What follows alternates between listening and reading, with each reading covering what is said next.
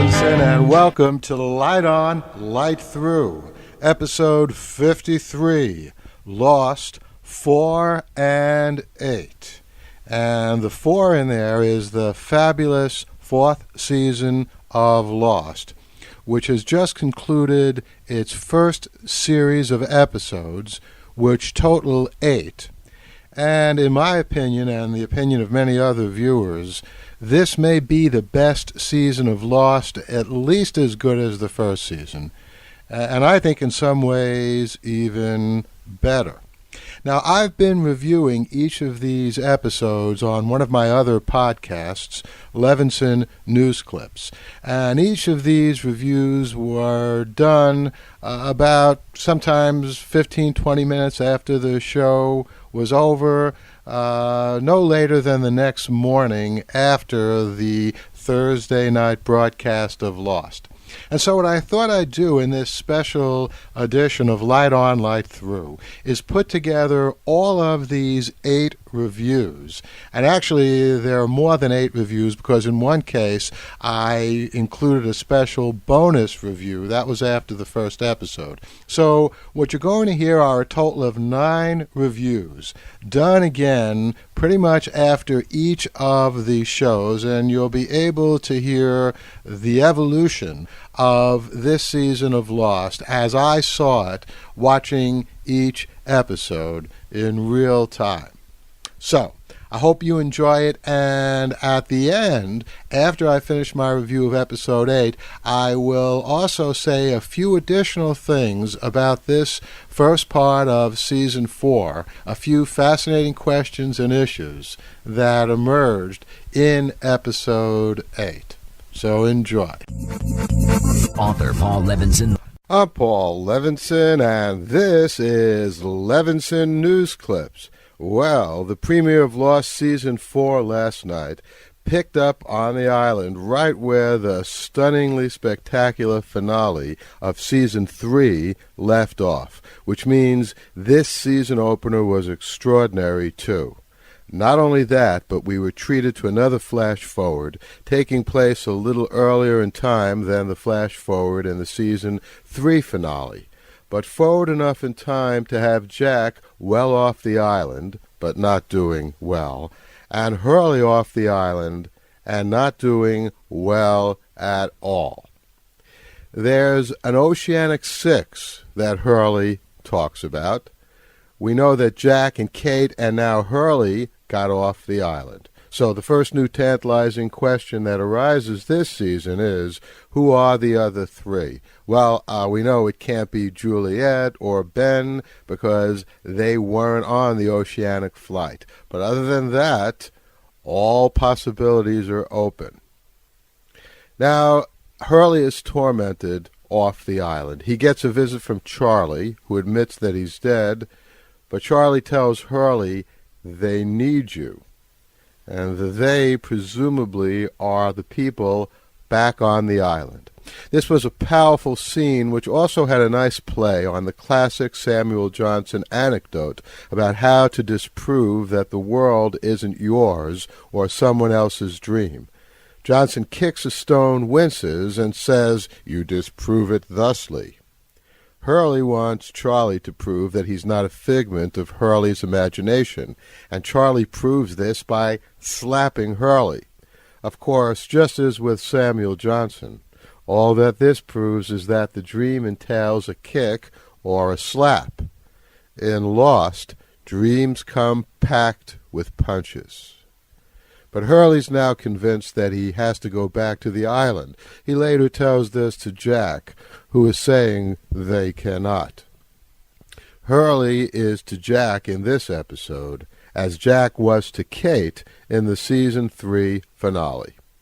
Meanwhile, the action back on the island is captivating too. The Losties split along how seriously to take Charlie's warning from the looking glass.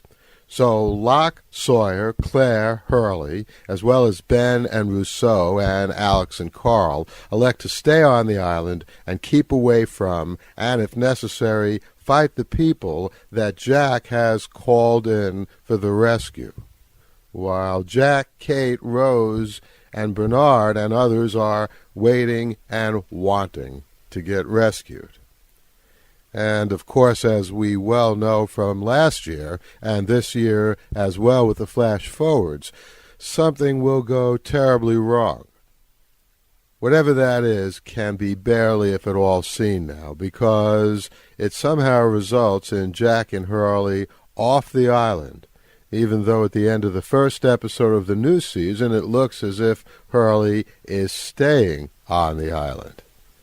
A great beginning of an ending.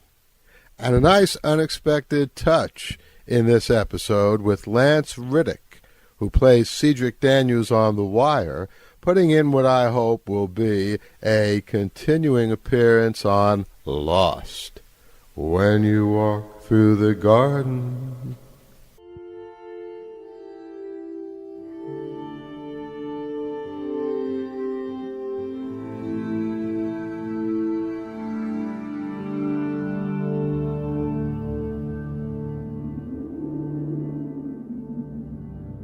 Athens, 2042 AD.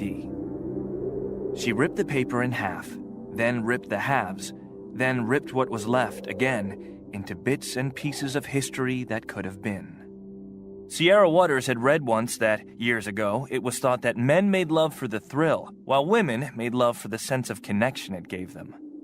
She ripped the paper in half, then ripped the halves, then ripped what was left again into bits and pieces of history that could have been.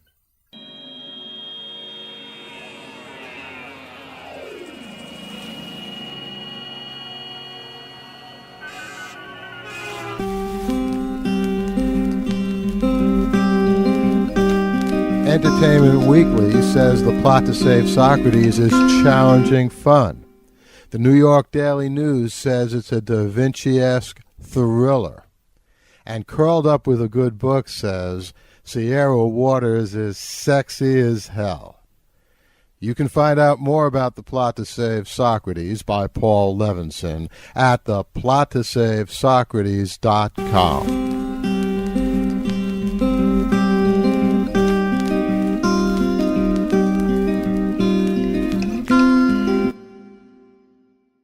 I'm Paul Levinson, and this is Levinson News Clips, and I'm back with a special bonus podcast with some further thoughts about the excellent premiere of Lost Season 4. Well, I think the decisive moment in this first episode of the new season of Lost came when Hurley decided on the island to go with Locke and explained his reasoning to the group. Hurley was moved by a combination of emotion, not wanting Charlie's death to have been in vain, and clear logic. Charlie had indicated that there was something not right about the rescue effort, and it made no sense to just ignore it. Emotion and logic have always been in combat on the island, or faith versus reason, often embodied in Locke versus Jack. But this was an extraordinary moment for Hurley, and one which I think will set up all the remaining episodes of the series. But at this point, let's look at who went with Hurley and who not, and why. Those who went with Hurley. Well, I put Locke, Ben, and Rousseau in the same category. All have a deep connection to and affinity for the island. They would be the most sensitive to the danger of the rescuers. And actually, Ben and Locke were not wanting to go along with the rescue from the very beginning. Indeed, not wanting to leave the island, period. And Locke was the one who first said he was walking away from the rescue. So we could just as easily call this part Who Went with Locke.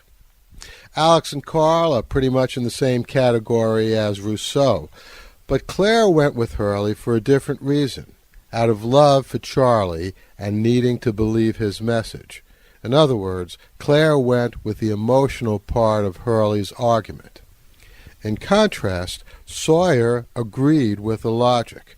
Charlie had tried to warn them, so where was the payoff in ignoring that? We might have expected Sawyer to try to convince Kate to come with him, but there's no disputing that Sawyer's decision to walk was consistent with the cold reasoning of self-preservation. A reasoning which those who chose not to go with Hurley either rejected or ignored. Let's look at why. Those who did not go with Hurley. Well, Rose acted out of emotion and some logic. She does not trust Locke. She says she won't go anywhere with that man. But she does not address the logic of putting aside Charlie's warning. Jack, of course, is not going with Hurley. Jack is the leader of getting the Losties rescued. He'll kill, if necessary, to do this. He won't let anything get in the way, including evaluating the importance of Charlie's warning. Now, this moment, I think, represents the clear beginning of the deterioration of Jack's capacity to be a leader. He needed to do better than just ignore Charlie's warning. Jack also wasn't thinking too clearly when he agreed to let Ben go with Locke. True, Ben was a flawed source of information, but Ben was still far and away the best source of information about the island. And since the rescuers hadn't yet arrived, conceivably Ben could have been some help if something inexplicable happened on the island. Let's look at Kate. Well, she thinks much like Jack, though Kate has a reason not to want to get rescued, her problem with the police. But like Jack, Kate's wanting to get off the island is beyond logic at this point.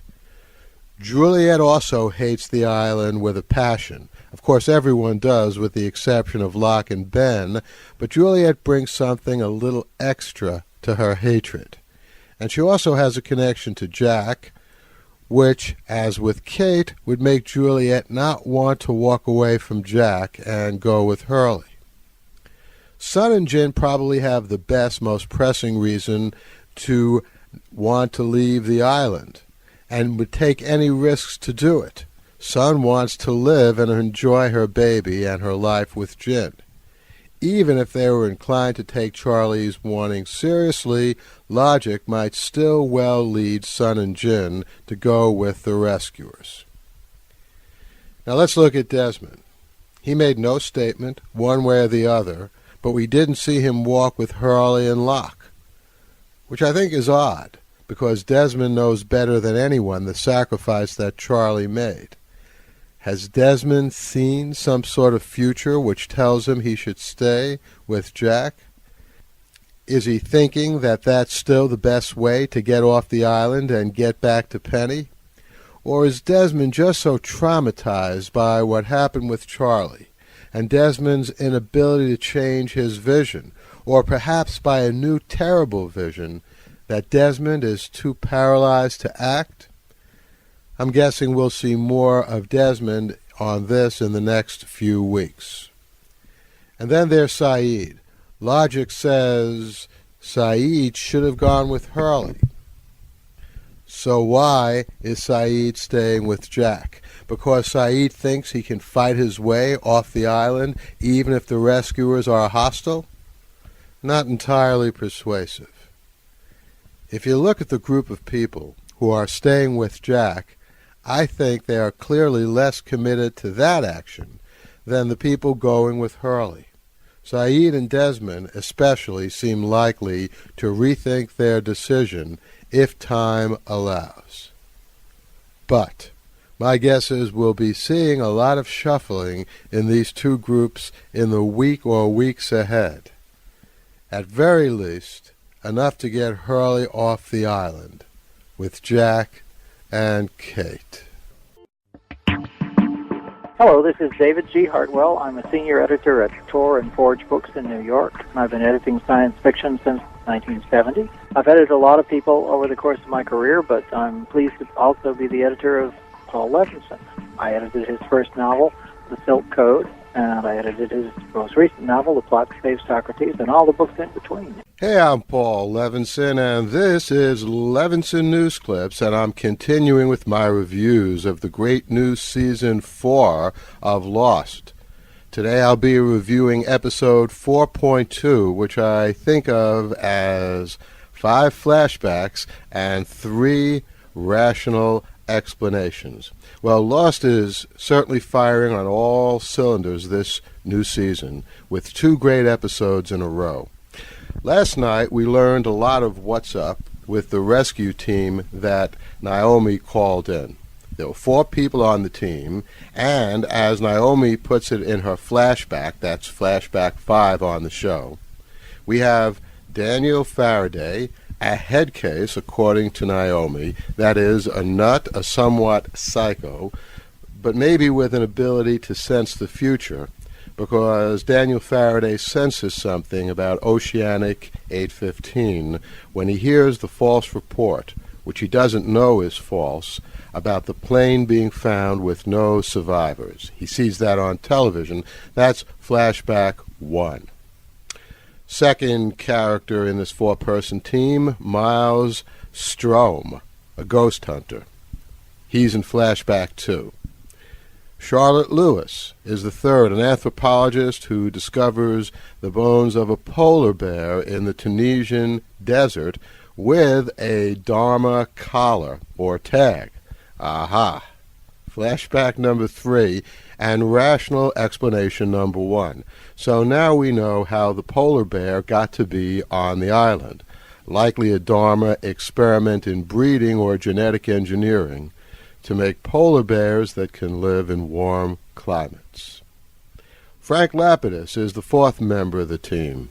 He's a drunk, in Naomi's words, but he's also a pilot, as Matthew Abaddon, played by our friend Lance Riddick from Wire, says to Naomi, and as we already know. That's flashback number 4.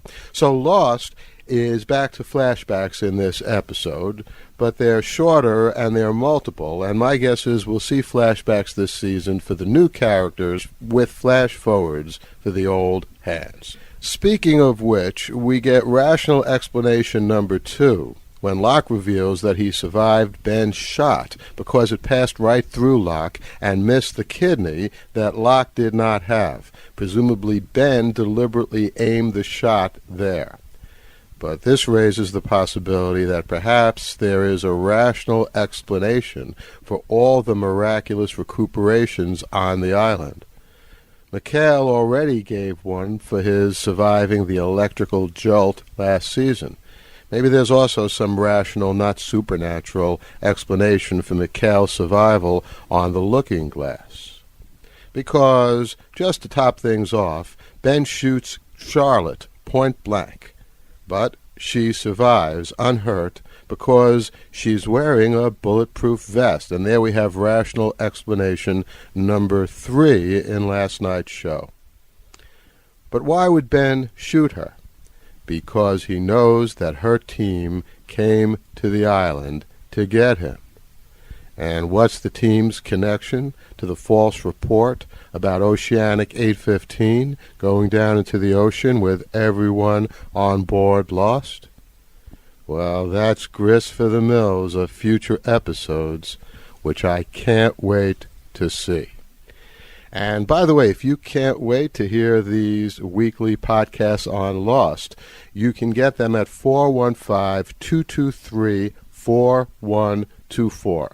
Just call that number, and these podcasts will be delivered to you on your cell phone, a free subscription. Enjoy. Hi, this is Cory Doctorow, author of Overclocked and other books. You're listening to Paul Levinson's magnificent novel, The Silk Code.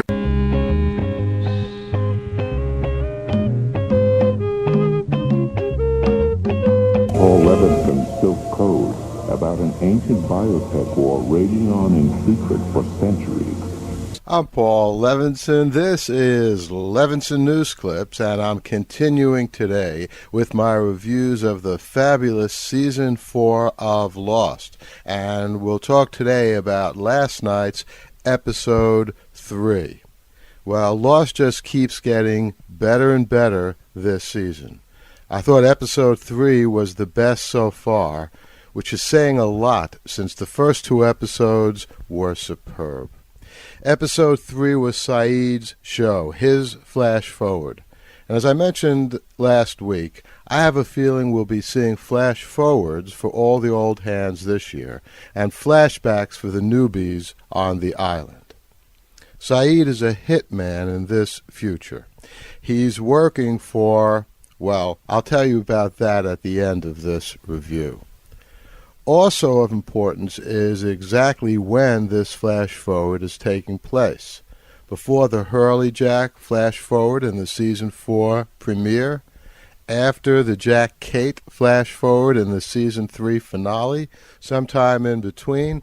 Well, the answer is important because it could tell us who Hurley and Jack are afraid of. But at this point, it's not clear.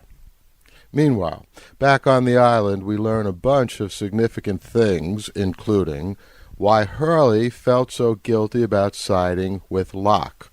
Hurley expressed this guilt in his flash forward 2 weeks ago. We learn why Sawyer went with Locke. That was pretty obvious. There's nothing for Sawyer off the island. And I also think Sawyer likes the way he feels more human on the island.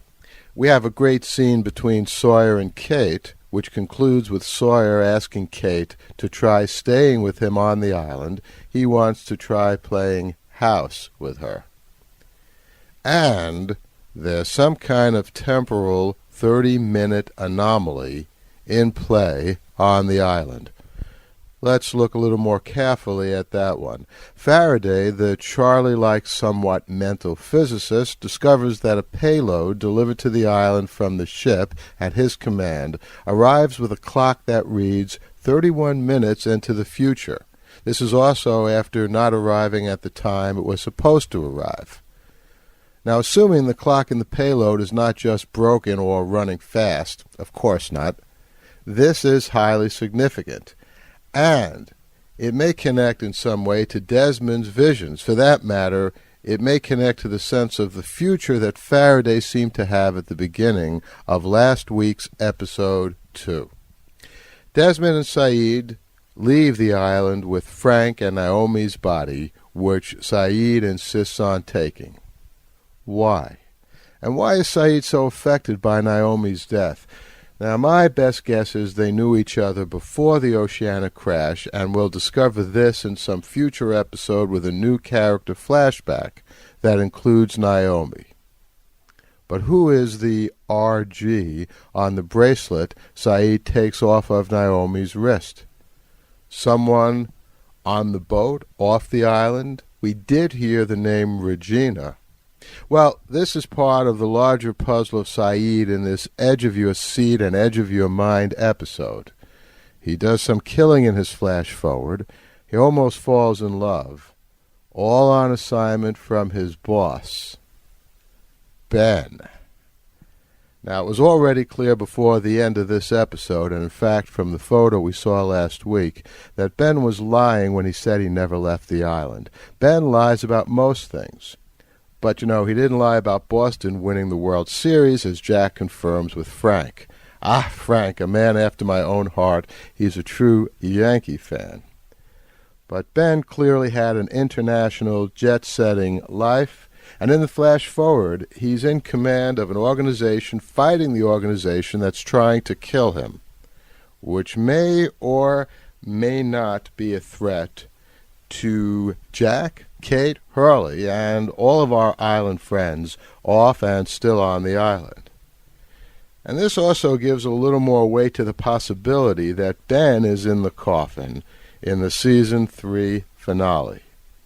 Because, at least at this point, we know Ben's off the island, in contrast to the other candidates for the coffin, such as Locke and Michael.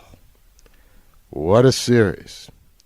I'll be back here next week with a review of the next episode this season. In the meantime, here's a word from our sponsor.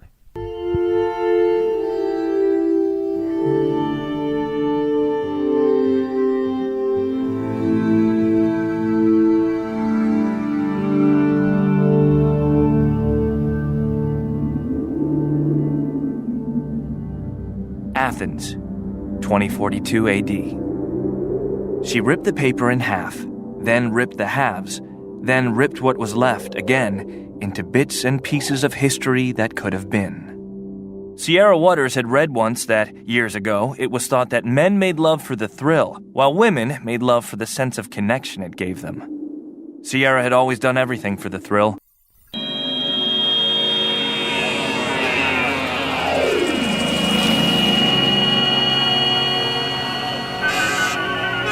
I'm Paul Levinson, and welcome to Levinson News Clips. And tonight I'm continuing with my reviews of the spectacular Season 4 of Lost. I'll be talking about Episode 4 tonight in a special two-part extended edition of this episode. First, I'll review Episode 4, and then I'll talk about some interesting questions which I think arose in last night's episode. Well, let's begin with the review. It was Kate's episode all the way. We learned why she was not in prison when we saw her in the future in the finale of Season 3.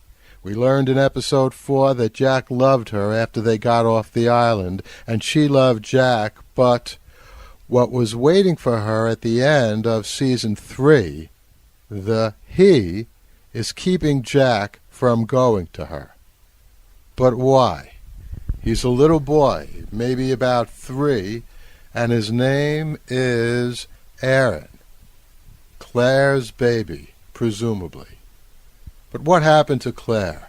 Is she still on the island, involuntarily separated from her baby? Or is she one of the 8 who survived the crash, but didn't survive getting back into the world at large? We learned more about this cover story last night. 8 are said to have survived the crash, but only 6 are alive in this future, the Oceanic 6.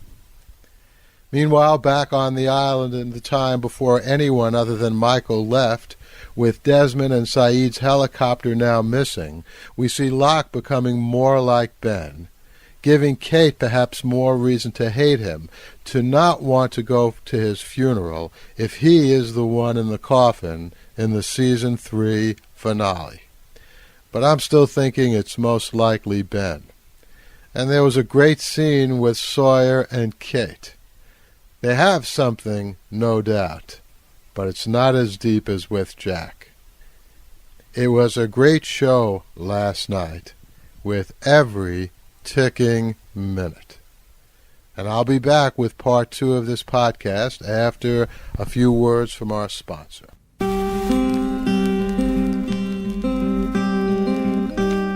Entertainment Weekly says the plot to save Socrates is challenging fun. The New York Daily News says it's a Da Vinci-esque thriller. And Curled Up with a Good Book says Sierra Waters is sexy as hell. You can find out more about The Plot to Save Socrates by Paul Levinson at theplottosavesocrates.com.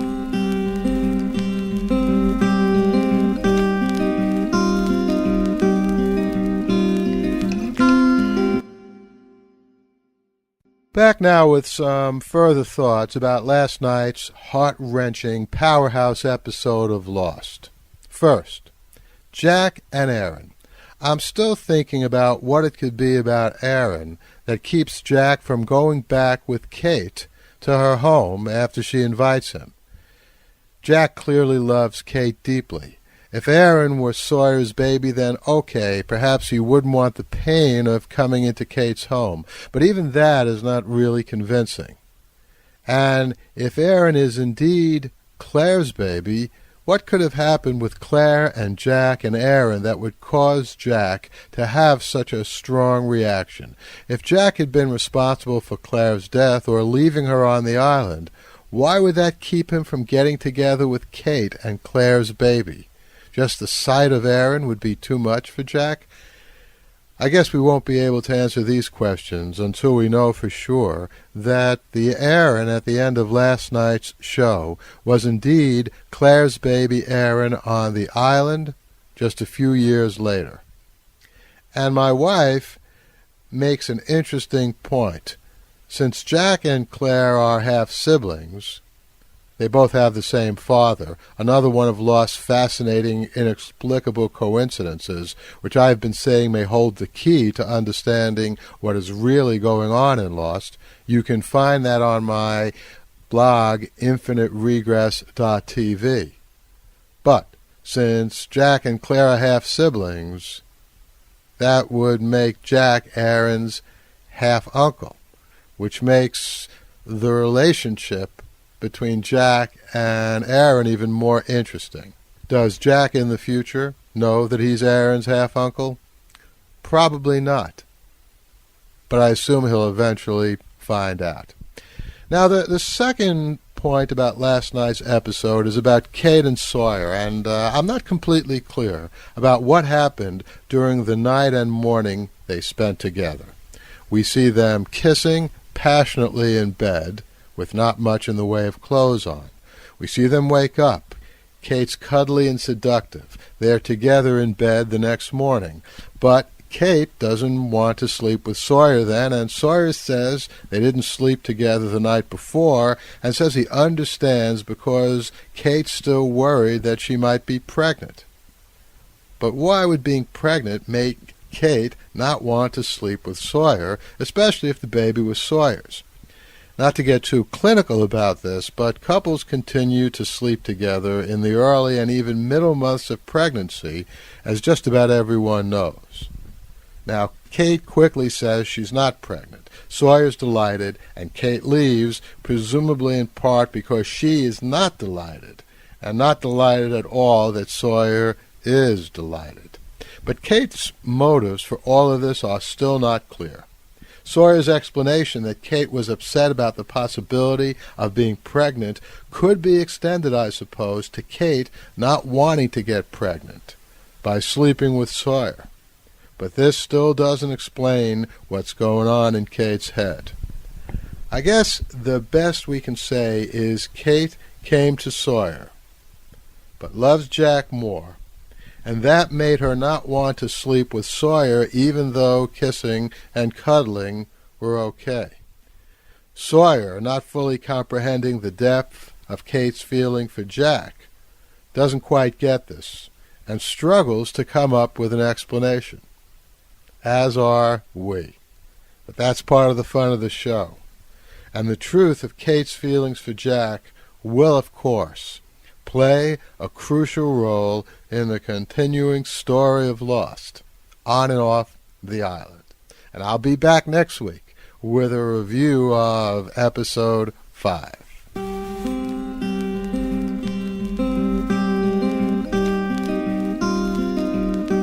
Going to run out and buy a copy of this immediately. This combines three things that I love that are part of my life: ancient history, specifically ancient Greek history, time travel, ancient manuscripts. So I will be immediately running down to the local Barnes and Noble and picking up a copy of this. Hello, this is David G. Hartwell. I'm a senior editor at Tor and Forge Books in New York. I've been editing science fiction since 1970. I've edited a lot of people over the course of my career, but I'm pleased to also be the editor of Paul Levinson. I edited his first novel, The Silk Code, and I edited his most recent novel, The Plot to Save Socrates, and all the books in between. Author Paul Levinson. I'm Paul Levinson, and welcome to Levinson News Clips. And I'm continuing tonight with my reviews of the fabulous Season 4 of Lost. And tonight I'm going to talk about Episode 4.5, which many people are saying may be the best episode of Lost ever. Well, I certainly think it's at very least the second best episode ever to have been on Lost, and in many ways it may be as good or even better than what most people think is the best episode, which would be the Season 3 finale. Well, time travel is a wonderful, exquisite, but exasperating and paradoxical thing. It's shimmering and fragile, and yet it somehow embodies the most profoundly imaginable possibilities in the cosmos. It's exceedingly hard to do well. to tell a time travel story that doesn't flinch from those paradoxes, that embraces them, yet still tells us a story we can understand, at least for the most part. Journeyman on NBC last year rose to that occasion once in a splendid episode right before the finale. Journeyman was a time travel series. Lost was never really about time travel, but its Desmond story arc about a man who sees the future certainly could have been a time travel story, and I wrote in my reviews last year and talked about that in my podcast last year, that time travel might well explain what was going on with Desmond and those people that he touched. Well, last night in episode 5, Lost took just that path, or actually made good that path which it had already been well on its way to building. From the time Desmond unaccountably ran into Jack on the steps of the stadium, well before the flight of Oceanic 815, to the little experiment with timepieces we saw Faraday doing on the island a few weeks ago. Actually, Lost did better than make good on that. It made great, genius, golden television. Great for the episode, great for the series. So here, for what it's worth, is my take on what we learned in last night's show, and I'm sure there are plenty of other explanations that people will be coming up with, and they may be as good or better than mine. But here's what I think. Let's think of the Desmond we saw before last night's episode as Desmond 1, with the exception of one incident which I'll get to shortly. Now, Desmond 1 breaks up with Penny. He travels around the world. He sees Jack on the steps of the stadium. This is the exception to Desmond 1, as I'll explain below. And this Desmond winds up in the hatch on the island. He loves Penny now and wants to get back to her. The hatch blows up, exposing Desmond to intense radiation. He's still Desmond 1, but he begins to have visions of the future. In one of the flashbacks last year, in episode 3.8, Desmond has a conversation with a Mrs. Hawking, played by the always memorable Fionnuala Flanagan, who, by the way, was also seen on Brotherhood. Now, she apparently has knowledge of Desmond and his future, which we and Desmond did not have at the time of that episode last year. And that was likely the second reference to Desmond 2. I'll get to the first in a few minutes. Anyway, Desmond 1 continues on the island. He plays the crucial role in getting Charlie to the looking glass, all of that fine stuff at the end of Season 3. The last we see of Desmond 1, I think, is when he's on board the helicopter in last night's episode with Saeed, right before it goes off course. We learn that electromagnetic fields do strange things to people's perception of time. The hatch explosion radiation gave Desmond visions of the future. The strange properties of space-time around the island, in part natural, in part probably the result of some technology, boost Desmond's temporal powers to the point that his consciousness is now able to instantly, uncontrollably travel through time. And this turns Desmond 1 into Desmond 2. This Desmond 2 first emerges and travels from the helicopter off the island back to Desmond 1 in the army camp. But once the temporal connection is made between future Desmond 2 and past Desmond 1, the original Desmond, Desmond 1, in that training camp becomes Desmond 2. Desmond 2 in the past, informed by Desmond 2 in his future, our present, what we're seeing on our television screen, goes to Faraday in Oxford and Penny in London.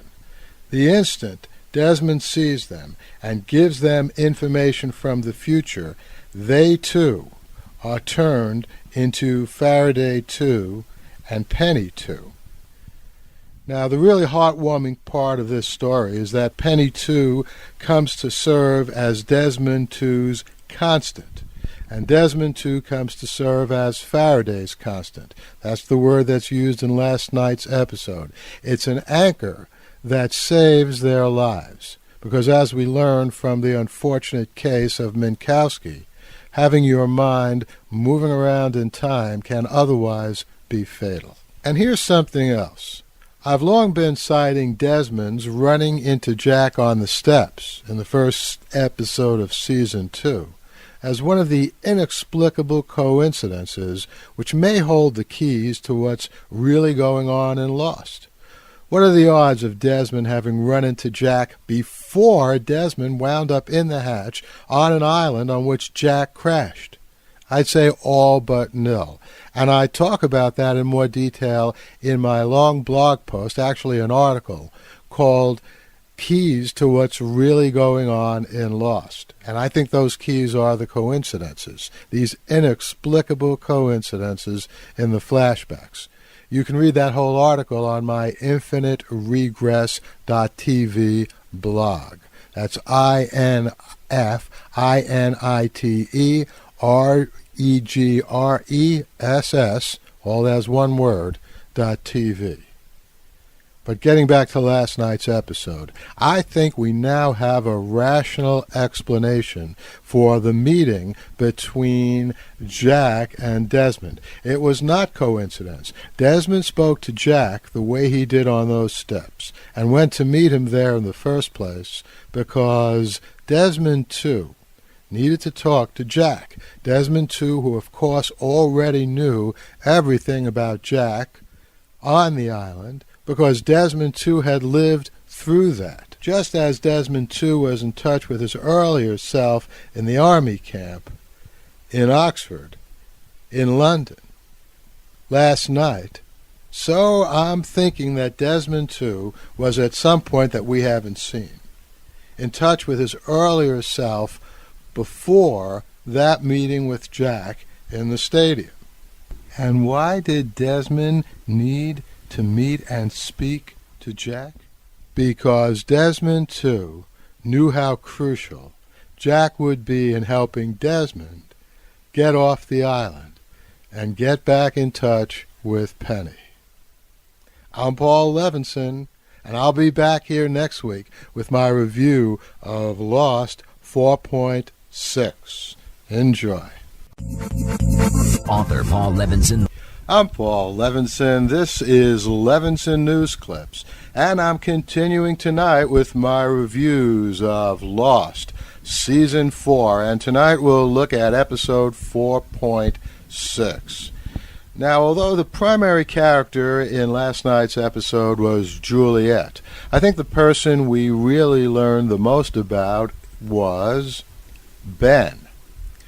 Now, ever since Ben was introduced to Lost in Season 2, his goodness and badness, his truest motives, have been in doubt, to say the least. For the most part, Ben has seemed no good. After all, he gassed all the Dharma people to death. He killed his father, who may have been a lousy, uncaring, brutal father, but even so, young Ben killed him pretty coldly. And if Ben hasn't since then outrightly murdered too many other people, he's certainly all too often goaded and played games with their minds to his benefit and their detriment. Now, just a few weeks ago in the powerful Saeed episode, on the other hand, we see Ben at the end perhaps standing up to and coordinating the fight against what he says are the real bad guys. Perhaps. And last night, although all uncertainties were by no means cleared up, we see Ben back to more usual form, being pretty despicable. Jealous of Juliet's love for Goodwin, Ben in a flashback assigns him to infiltrate the tailies after the crash, knowing the danger that posed to Goodwin. And after Ana Lucia kills Goodwin, and Juliet asks Ben why he put Goodwin in such danger, Ben responds to Juliet that she belongs to Ben. But that's all in the past, and it's by no means the worst of Ben we saw last night, because it seems now that someone wants poison gas to be released all over the island. Dan and Charlotte rush to the facility, we think at first, to release the gas. Now that's what we think because Goodwin's wife comes to Juliet in the present on the island and tells her Ben needs her to kill Dan and Charlotte before they release the gas. But when Juliet gets to the facility, both Dan and Charlotte swear they are trying to stop the gas from being released, not release it, and the equipment seems about to release the gas. We see one of those red warning things moving perilously close to the top. So should we trust those two, especially after Charlotte has knocked Kate out cold with the back of a gun a little earlier in the jungle? Well, it turns out that we can, because Dan completes his work and no poison gas is released. And just to make matters worse, Locke has released Ben from the barracks because Ben has revealed to Locke the identity of Ben's man on the boat. We, the viewers, don't find this out, but it has to be either Michael or maybe a much older Walt, although both of those are pretty obvious. So maybe it is someone that we're just not thinking of. It has to be someone who's important enough to Locke that Ben would say, "You better be seated when I tell you this." But in any case, Ben certainly looks much more evil than he has in a while. Assuming, of course, that whole gas contraption wasn't some kind of ruse. I'm Paul Levinson, and I'll see you back here next week with my review of Lost 4.7. Story by Paul Levinson. Now, the chronology protection case. Author Paul Levinson. I'm Paul Levinson. This is Levinson News Clips, and I'm continuing tonight with my review of the superb Season 4 of Lost. And tonight we'll be talking about the beautiful, bittersweet Episode 7 of Lost, which featured Sun in a flash-forward about 7 months into the future, giving birth to her baby. Sun is definitely one of the Oceanic Six. Jin is rushing to the hospital with a big stuffed panda bear baby present. Sun calls out for him in the delivery room. But Jin is not among the Oceanic Six. What we're seeing here is not Sun and Jin in the same flash-forward, not Jin in a flash-forward at all, because Jin's in a flashback from before he and Sun wound up on the island. And the stuffed panda he's bringing is a present from his boss to the ambassador, whose wife is having a baby. All of this is in the past. Now this flashback, mimicking a flash-forward, is deftly done. Jin pays a lot of money for the stuffed panda he brings to the hospital, and we think Jin has this money because he's one of the Oceanic Six. But it's his boss's money Jin's waving around, because Jin never got off the island. In the flash-forward, Sun, accompanied by Hurley, takes her newborn baby to Jin's gravesite. The date of the death on the tombstone is 22 September 2004. But this isn't true either. Jin, of course, is alive later than that. We know this is true, and of course that's the time when Jin fathered Sun's baby. So the date of death is a lie. Likely Jin is one of the people Kate couldn't save in the lie Jack told about their time on the island at Kate's trial. Or perhaps Jin is one who is assumed to have died on the actual crash of Oceanic 815. But Jin's death is likely not a lie. Though perhaps, just perhaps, Jin lives on the island if the island's recuperative powers work their magic on whatever the injury that really killed Jin. Because the island, as we know, is not only a powerful restorative for some people, but it's a powerful adhesive that keeps its inhabitants close at hand. Somehow it might be keeping Jin there. It certainly kept Michael nearby, or at any rate Ben did, for we also find out in episode 7 that Ben's secret agent on the boat is none other than Michael, which actually was the obvious choice, and especially since Harold Perrineau's name has been in the credits from the very beginning of this season. I don't know, by the way, why they do that. I mean, I know that the actors and actresses like having their names in the credits. That certainly makes sense.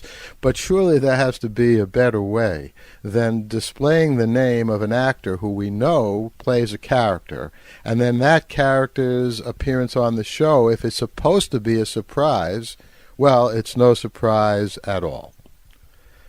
But the big question now is, who is the last of the Oceanic Six?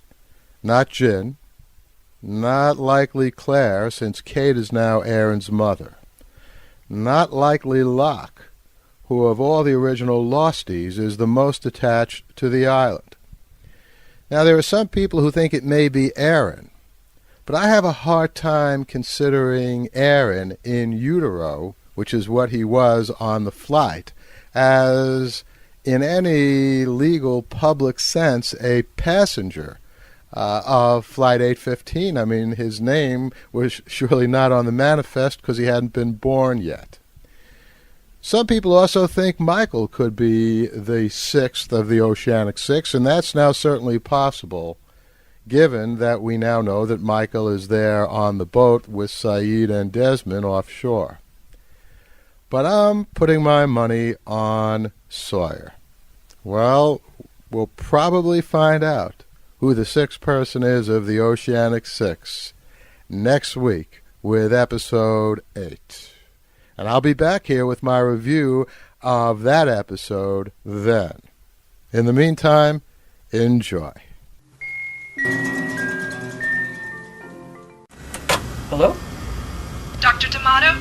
Yes? I'm calling you about my husband. He's disappeared and I haven't heard from him in 2 days. He was working on something called quantum signaling. You're a forensic scientist. You can help find reasons for things, but you also have some understanding about theoretical physics. Do you understand why I called you? Yeah. Good. Do you know anything about quantum fluctuations of an electromagnetic field as represented by particle-antiparticle pairs? No.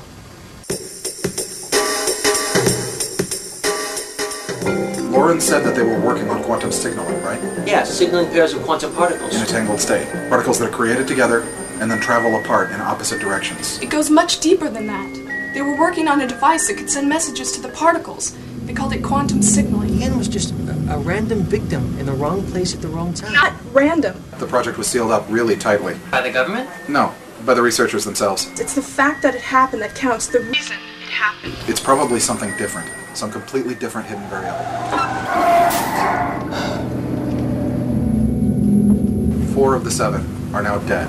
Jack was killed this morning with Dave Strauss. And if these kind of paradoxes start happening all over the place, eventually it starts to unravel the whole cause and effect nature of the universe. So that's what the scientists did? I can't ignore this. Dr. Hayes, there were other ways of looking at this.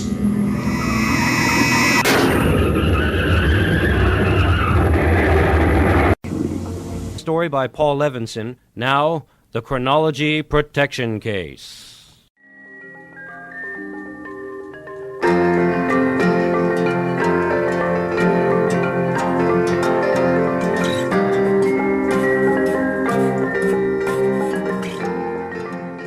I'm Paul Levinson, and this is Levinson News Clips with my review of Episode 8 of the 4th season of Lost. Now, this is the final episode of the first part of the 4th season.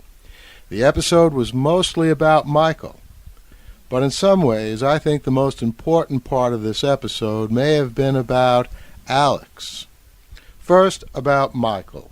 His story was superbly told in this episode in a flashback that goes back not to before the crash of 8:15, but to the time after Ben sets Michael and Walt free from the island. In fact, when we first see this flashback, it's not entirely clear that it isn't a flash forward to the time after the Oceanic Six have left the island. Because Michael, like Jack in his flash forward, is despondent, and he tries to take his own life. And like Jack, Michael doesn't succeed. Tom appears and explains to Michael just why he couldn't commit suicide. But first, Tom's very appearance tells us this is a flashback to after Michael first left the island, not an Oceanic Six flash forward. Because, as we saw at the end of Season 3, Tom will return to the island and be killed by Sawyer when Hurley prevents the execution of Sawyer, Said, and Bernard by the others who are exceeding Ben's command. This, by the way, was one of my all-time favorite scenes in Lost, and it still is. But, back in Michael's flashback in Episode 8, Tom, not yet killed by Sawyer, tells Michael that the island won't let Michael die. Michael already tried to kill himself by crashing his car into a barrier. He survived that, and after his meeting with Tom, Michael finds he can't kill himself with a bullet to the head either. But why not? What's the island's game in this? It's not clear, except, ironically, it didn't work for Tom back on the island at the end of Season 3. And in that same finale, it apparently did prevent Jack from jumping off the bridge in his flash forward. This is fascinating and important because it also may tie into the recuperative powers of the island on Locke, maybe Rose, etc. It was one of the two most important parts of Michael's story last night, which, by the way, had some great acoustic markers, with sounds on the ship reminiscent of sounds in the hatch, and Mama Cass singing another great song. It's getting better. I always loved her voice. But the other part of last night's episode ties into the second branch of that episode. Michael's relationship with Ben, who has a crucial conversation with Michael in which Ben reminds Michael that Michael killed Ana Lucia and Libby on his own initiative, not under Ben's orders. This is very important also, I think, because it gets again to Ben's true nature.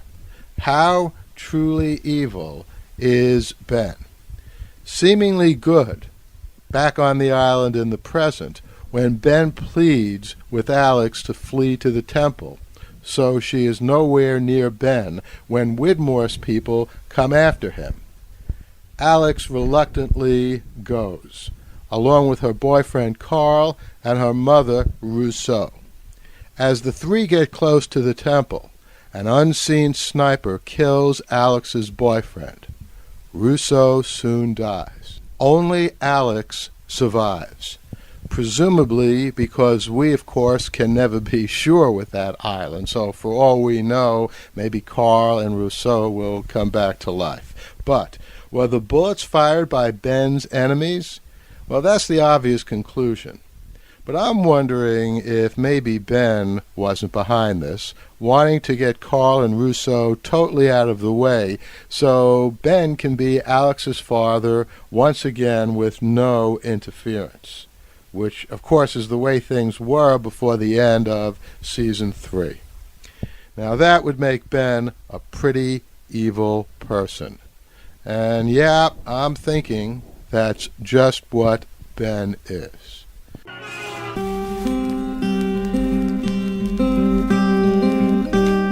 Entertainment Weekly says the plot to save Socrates is challenging fun.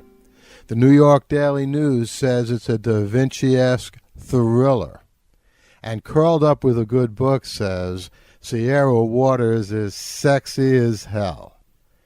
You can find out more about The Plot to Save Socrates by Paul Levinson at theplottosavesocrates.com.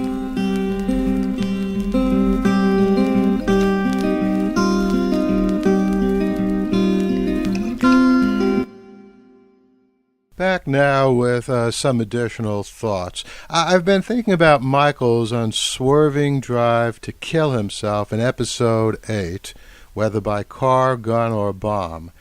And the more I think about it, I think it's based on more than just Walt's rejection of Michael. After Michael tells Walt about Michael's murder of Anna Lucia and Libby. I think Michael's commitment to end his life shows us that he's a fundamentally good person. Because even if Walt had accepted him, Michael would have found it difficult to live with himself. He's not a killer. He shot Anna Lucia because he didn't want any witness to his freeing Ben, a witness that could have interfered with Michael's reunion with Walt. Now, that murder was certainly not admirable, but it was based on love for Michael's son, not on hate or greed. And Michael's shooting of Libby was just an unthinking reflex. It was horrible, but it was not premeditated. It was ignited when Libby surprised Michael. So, that being the case, I'm thinking Michael may be on a course to some kind of redemption. Something that at the end of this year, when we get into the second part of Season 4, might allow Michael to set things right in his universe. Now, Ben is another story. He reminds me of Sloane in Alias, J.J. Abrams' other great production. Sloane was also a genius, not only in intelligence, but in walking a razor-thin line between good and evil, to the point that the audience couldn't tell and wouldn't find out until the very last episodes of Alias that Sloane was evil. And I'm guessing this is precisely the trajectory we'll be treated to with Ben. He keeps saying he's one of the good guys, and we do see him do some good, as Tom did in helping, in quotes, Michael. But there always seems to be a deeper motive for Ben, which is not so good. In the end, it may be Widmore who is the better man. Now, let's talk about something else. And in fact, I've been debating about whether to talk about what was in the coming attractions at the end of Episode 8 of Lost, mainly because I don't like coming attractions settling debates that are going on among fans. These kinds of debates are, after all, one of the joys of watching and loving a television show these days, when you can discuss your interpretations with other fans. And Lost, from its very beginning, was always intertwined with the web. But the coming attractions were so unmistakable on one crucial point that I guess they can't be ignored, because the voiceover says the Oceanic Six have been revealed, and we see pictures of Jack, Saeed, Sun, Hurley, Aaron, and Kate.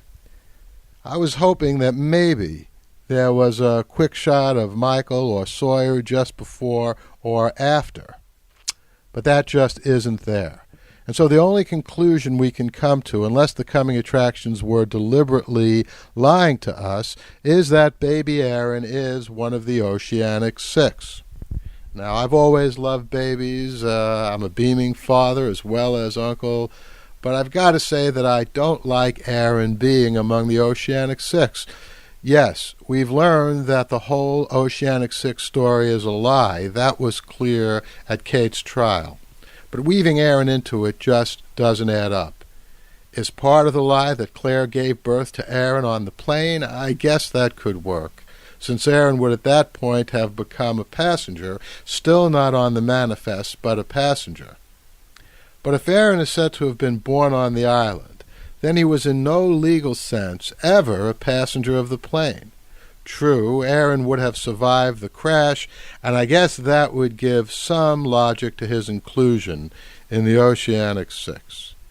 Now, we do know that Aaron is the reason that Jack can't get together with Kate. we've yet to see under what circumstances the Oceanic Six leave the island. Depending upon how those issues are resolved, Aaron's inclusion in the Oceanic Six would make a bit more sense than it does now. Until then, count me as skeptical and not happy about Aaron being the sixth. And coming attraction producers on ABC, next time, keep your traps shut. Hey, it's still a great series. I love it. But don't spoil it for us by giving away crucial elements in the coming attractions. Promo.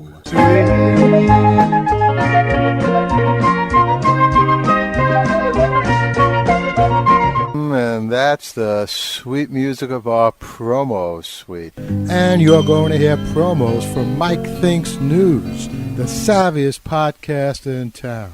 For Sean Farrell's audiobook of my first novel, The Silk Code, the punk horror podcast. We're just about out of time. I look forward to talking to you next time.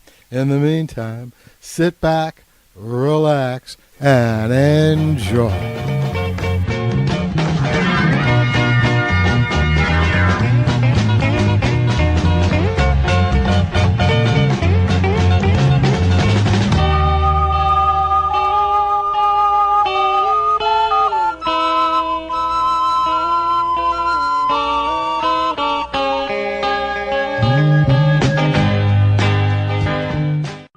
Check out the Mike Thinks podcast, www.mikethinks.com. News and current events with an opinion. The Mike Thinks podcast. It's the news you missed. www.mikethinks.com.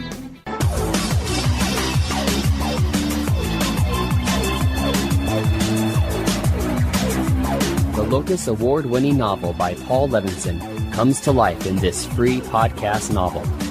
Journey into the ancient world, witness the wonder of ages past, and join Phil D'Amato in the struggle against forces both ruthless and unseen. Visit www.thesilkcode.blogspot.com to learn more about the author and the novel, and subscribe today at podiobooks.com.